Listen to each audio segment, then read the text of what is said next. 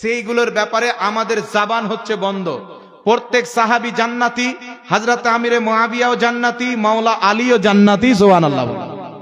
একজন ব্যক্তি হযরত আলীর সামনে আমিরে মুয়াবিয়াকে গালি দিচ্ছেন, তো হযরত আলী বলছেন, খবরদার মুয়াবিয়াকে গালি দিও না। ঈমানের দিক দিয়ে মুয়াবিয়ার যতটা ঈমান আছে, আমি আলীরও ততটা ঈমান আছে। সুবহানাল্লাহ। ঈমানের দিক দিয়ে আমরা সমান। এই জন্য পৃথিবীর মুসলমান গাউসে আজম গুনিয়াতুত তালেবিনের মধ্যে হযরতে আমিরে মুয়াবিয়াকে সাহাবী মেনেছেন, লিখেছেন। খাজা মঈনুদ্দিন চিশতি আমিরে মুয়াবিয়াকে সাহাবী লিখেছেন। প্রত্যেক বুজুর্গদের আকীদা এবং আহলে সুন্নাত ওয়াল জামাতের ইজমা যে হযরতে আমিরে মুয়াবিয়া নবী মুস্তাফার সাহাবী। জোরে বলেন সুবহানাল্লাহ। সুবহানাল্লাহ।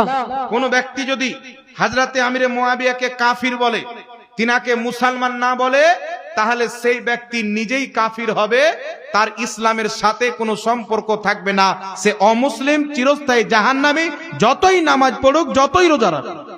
আর কেউ যদি হযরতে মুয়াবিয়াকে গালি দেয়, তো কেউ যদি হযরতে মুয়াবিয়াকে গালি দেয়, তো নাসিমুর রিয়াজ কিতাবে লেখা আছে যে হযরতে আলীকে যেই ব্যক্তি গালি দিবে, সেই ব্যক্তি হলো ফাহেশার সন্তান, অর্থাৎ বেশ্যা মহিলার সন্তানই হযরতে আমিরে মুয়াবিয়াকে গালি দিবে। কোন হালাল জাদা হযরতে আমিরে মুয়াবিয়াকে গালি দিবে না। সুবহানাল্লাহ। এই জন্য আকীদা ক্লিয়ার রাখবেন। নবীর পর আবু বকর সিদ্দিক, তারপর উমর ফারুক, তারপর মাওলা আলী, তারপর উসমান গনি, তারপরে মাওলা আলী, আর হযরতে আমিরে মুয়াবিয়া হচ্ছে সাহাবী।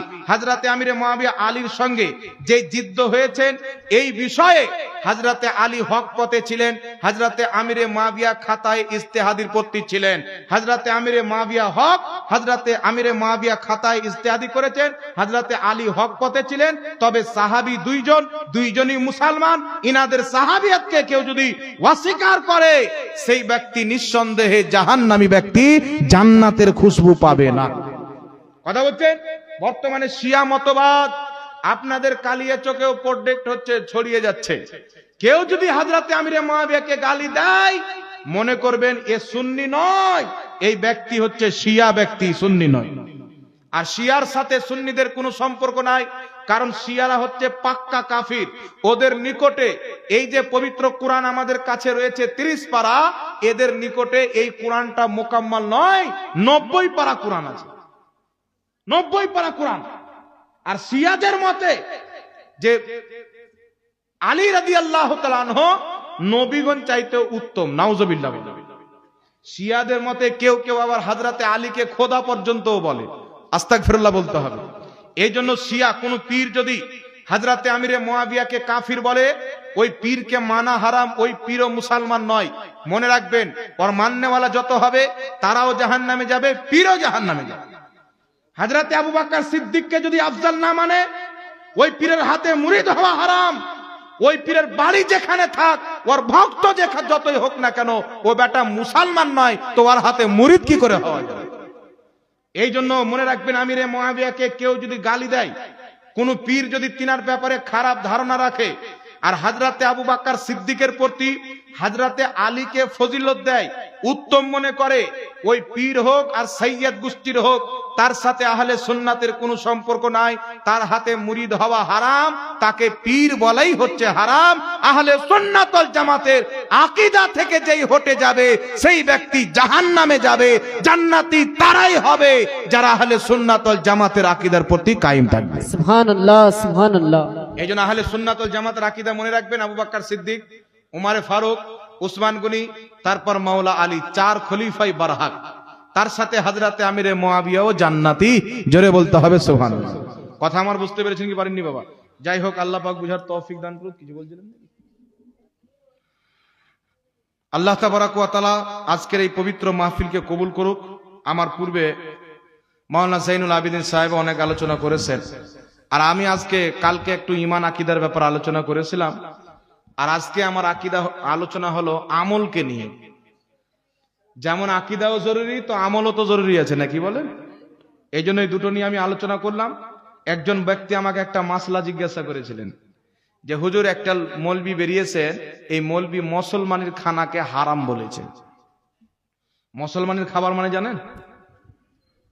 বেটাদের খাতনা দেন, মুসলমানি দেন, তো মানুষকে দাওয়াত দিয়ে খাওয়া দাওয়া করেন কি করেন না? সৌদি আরবে যেটা ফতোয়া বোর্ড রয়েছে, ওয়াহাবিরা যে ফতোয়া অন্ধভাবে বিশ্বাস করে, সেই ফতোয়ার বোর্ডের মুফতিদের ফতোয়া হলো যে মানুষের মুসলমানিতে মানুষকে দাওয়াত দিয়ে খাওয়া দাওয়া করানো এটা শরীয়তে জায়েজ আছে, সমস্যা নাই।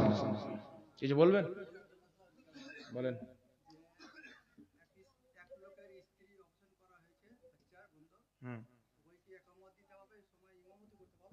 ঠিক আছে।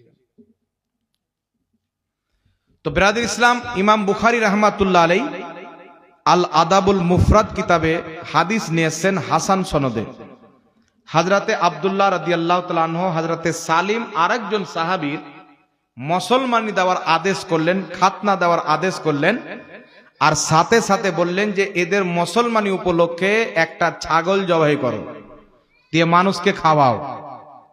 আর আল্লাহর নবী বলেছেন যে মুসলমানদের দাওয়াত কবুল করাও তোমাদের জন্য সুন্নাত। সেই হাদিস দ্বারা প্রমাণিত।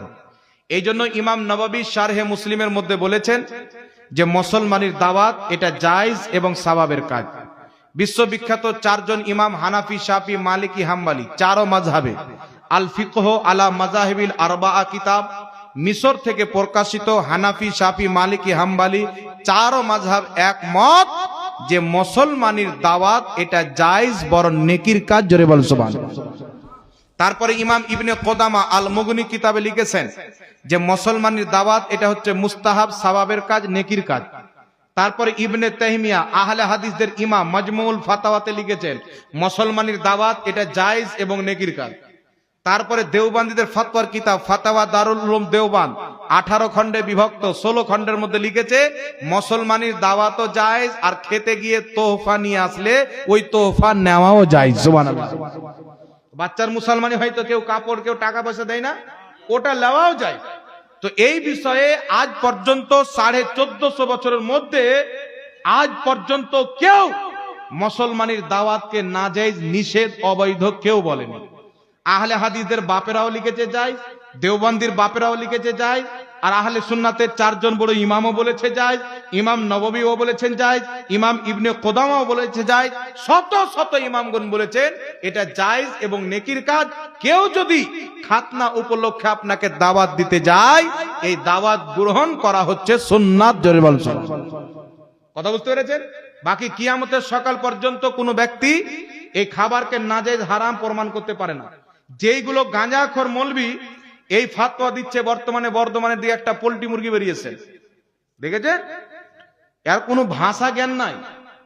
একটা জালসাতে গিয়েছে, তো জালসাতে মেলা লাগিয়েছে, বাবা, বুঝতে পারছেন? শুনেন শুনেন শুনেন শুনেন, তো ভিড় ভাড় আছে। আমিও কোনো জালসাতে যদি অতিরিক্ত মেলা দেখি সীমার বাইরে, তো কমিটিকে বলি ভাই হয়তো আপনারা মেলা দিবেন, নচেত জালসা দিবেন। হারাম আর হালাল দুটো একসাথে করিয়ে না, কি বলেন? দুটো একসাথে করিয়েন না। তো আগামী থেকে এটা যেন না হয় কমিটিকে বুঝিয়ে দিই। অনেক জায়গাতে আলহামদুলিল্লাহ মেলা উঠে গেছে, কিন্তু এই গাধার বেটা গাধা যাচ্ছে আর বলছে যে আপনারা জালসা দিয়েছেন না এখানে মেলা দিয়েছেন, কি জন্য দিয়েছেন? মা বোনদের দেহ ব্যবসা করানোর জন্য দিয়েছেন? এমন নোংরা ভাষা ইউজ করছে। ওকে ওখানকার কমিটি আমার মনে হয় পাগলা হয়ে ছেড়ে দিয়েছে। ওকে চামড়ার জুতাই পুষ মাসে 4 জুতা মারতে হতো, বুঝতে পারছেন? তাহলে ওর ভাষা লাইনটা চলেছে। ভাই হারাম আছে, তুমি হারাম বলো। তো এখানে মা বোনদেরকে উমুক করতে দিয়েছো, ধুমুক করতে দিয়েছো, এটা বলা কি তার উচিত হয়েছে? উচিত হয়েছে? এই জন্য বলতে চাই বাবা, এ গাধা এত বড় শয়তান। এ এক জায়গাতে আমাদের আলা হযরত লিখছেন, কোই কিউ পুছে তেরি বাতে রাজা তুঝসে কুত্তে হাজার ফিরতে। আলা হযরত লিখছেন নবী রওজাতে গিয়ে, ইয়া রাসূলুল্লাহ আপনাকে দেখতে চাই, আপনি আমাকে দেখা দেন। তো নবী মুস্তাফা দেখা দিচ্ছেন না, কোনো উত্তর আসছেন না। তো তিনি বলছেন, কোই কিউ পুছে তেরি বাতে রাজা তুঝসে কুত্তে হাজার ফিরতে। এ আহমদ রাজা, তোমার কথাকে কেউ কেন গুরুত্ব দিবে? তোমার চাইতে ভালো ভালো কুকুর তো মদিনাতে ঘুরে বেড়ায়। এই কথা আলা হযরত বললেন, নিজেকে নবীর দরবারে খুব ছোট করলেন। তো আল্লাহর নবী তিনাকে দেখা দিলেন। তখন বলছেন, আরে এই রাজা তেরে দিল কা পতা চলা বা মুশকিল दरे रौजा के मुकाबिल वो हमें नजर तो आया, ये ना पूछ कैसा पाया। তারপর তিনি বলছেন তু জিন্দা হে ওয়াল্লাহ, তু জিন্দা হে ওয়াল্লাহ, মেরে চশমে আলম সে ছুপ জানে ওয়ালে। তো আলা হযরতের শেরকে নিয়ে কিছু দেওবন্দি কিছু ওয়াহাবি বলছেন যে সুন্নিদের আলা হযরত নিজেকে কুত্তা বলেছেন, আল্লাহ মানুষ বানিয়েছেন আর ও নিজেকে কুকুর বলেছেন। কিন্তু এই জন্য বলি বাবা, ওয়াহাবি থাকলে জ্ঞান থাকবে না, জ্ঞান থাকলে ওয়াহাবি থাকবে না। সবারই জ্ঞান থাকে মাথায়, আর এদের জ্ঞান থাকে চাপ্পালের তলায়, মানে আসতে লেট হয়ে যায়, উল্টা পুল্টা কাজ করে দেয়। এদের গুরু দেওবন্দি, বর্ধমানের গোপাল ভাড়া হলো দেওবন্দি। দেওবন্দির কিতাব হচ্ছে তাজকিরাতুর রশিদ, লেখক হচ্ছে আশিক এলাহি মির্ঠি, রশিদ আহমদ গাঙ্গোহী। দেওবন্দিদের প্রতিষ্ঠাতা, তাদের গৌসে আজম, তাদের এই গুরুর ব্যাপারে লিখতেছে আশিক এলাহি মির্ঠি। কি লিখছেন? যে খলিল আহমদ আমবেঠি দেওবন্দিদের গুরু, ও নিজেকে বলছেন যে আমি রশিদ আহমদ গাঙ্গোহীর দরবারের কুকুর। চিন্তা করছেন? ইমামে আহলে সুন্নাত মদিনাতে নবীর দরবারের কুকুর বললেন, তো এরা বলছে কুকুর বলেছেন। আর এদের মৌলবি রশিদ আহমদ গাঙ্গোহীর দরবারে নিজেকে কুকুর বলছে। তাহলে একে পড়াশোনা করার দরকার ছিল কি ছিল না বাবা? জোরে বলেন। তালখিসে আশরাফুস সামানের মধ্যে আশরাফ আলী থানভী ওয়াহাবিদের ইমাম লিখতেছে যে আমি ফিরআউন এবং নমরুদ চাইতেও খারাপ। আশরাফ আলী থানভী লিখছে ফিরআউন নমরুদ চাইতেও খারাপ। আর সবাই জানেন যে ফিরআউন নমরুদ কুকুর চাইতেও খারাপ ছিল। বুঝতে পারছেন? তাহলে ও তো কুকুর চাইতেও নিজেকে খারাপ বলেছেন। আর আহলে হাদিসরা বলে, আহলে হাদিসের কিতাব সিরাতে বুখারীর মধ্যে ওয়াহাবিদের গুরু লিখতেছেন যে আমি মদিনার দরবারের কুকুর। সেরাজাম মুনির কিতাবে আহলে হাদিসের ইমাম লিখতেছে আমি নবীর দরবারের কুকুর। তো বড় বড় ইমামরা নিজের আজিজি খাকসারির জন্য নবীর দরবারে নিজেকে কুকুর বলেছে, কিন্তু এরা সবাইকে বাদ দিয়ে আঙুল তুলছে আলা হযরতের উপর।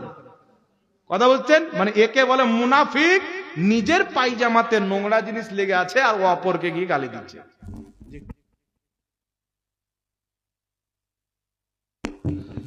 তো নিজের পায়জামাতে গোবর লেগে আছে আর অন্যর পায়জামা তাকাচ্ছে যে তোর পায়জামায় গোবর। এই জন্য বিরাদর ইসলাম, এই ধরনের মুনশি থেকে, এই ধরনের পথভ্রষ্ট থেকে নিজের ইমানকে বাঁচিয়ে রাখবেন। আল্লাহ আমাদের সকলের ইমান আমলের হিফাজত করুক। সকলে পড়ুন আল্লাহুম্মা আমিন। অনেক আলোচনা হলো, জাযাকাল্লাহু খাইরান।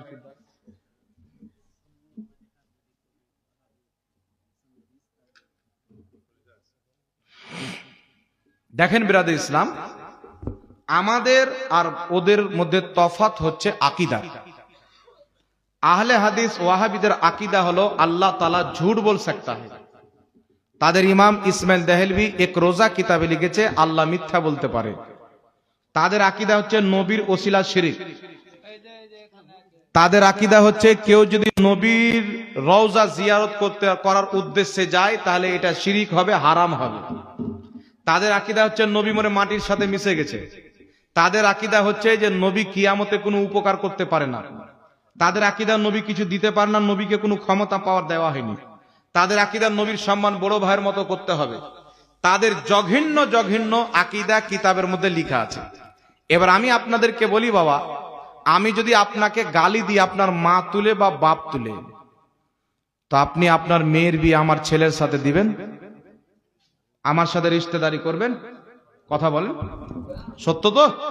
করবেন না? তাহলে যারা আল্লাহ আল্লাহ রসুলকে গালি দেয় তাদের সাথে রিশতেদারি করা যাবে? যারা আল্লাহকে মিথ্যাবাদী বলেছে, নবীকে মরে মাটির সাথে মিশে গেছে লিখেছে, তাদের সাথে রিশতেদারি করা যাবে? কোনোই মতে করা যাবে না। আল্লাহ কি বলছেন পবিত্র কোরআনে?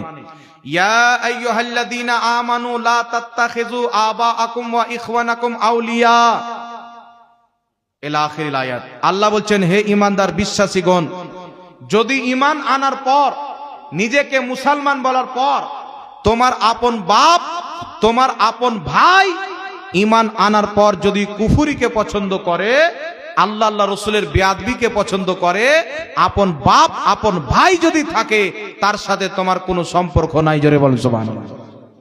বুখারী শরীফের মধ্যে হাদিস, রাসূল পাক সাল্লাল্লাহু আলাইহি সাল্লাম বলছেন, এ আমার সাহাবী, ইসলামের উত্তম আমলটা বলো। সাহাবী রাসূল বলছেন ইসলামের উত্তম আমল নামাজ। নবী বলছেন না। কেউ বলছেন জিহাদ। নবী বলছেন না, ইসলামের সর্বশ্রেষ্ঠ আমল হচ্ছে তুমি কাউরির সাথে রিশতেদারি করবে তো আল্লাহ আল্লাহ রসুলের জন্য, আর দুশ্মনী করবে তো আল্লাহ আল্লাহ রসুলের জন্য। এই জন্য ইমাম কাজী আয়াদ রাহমাতুল্লাহ আলাইহি শেফা শরীফের মধ্যে হাদিস নিয়েছেন, আল্লাহর নবী বলছেন ওয়ালা তু আকিলুহুম ওয়ালা তু জালিসুহুম ওয়ালা তু শারিবুহুম ওয়ালা তু নাকিহুহুম।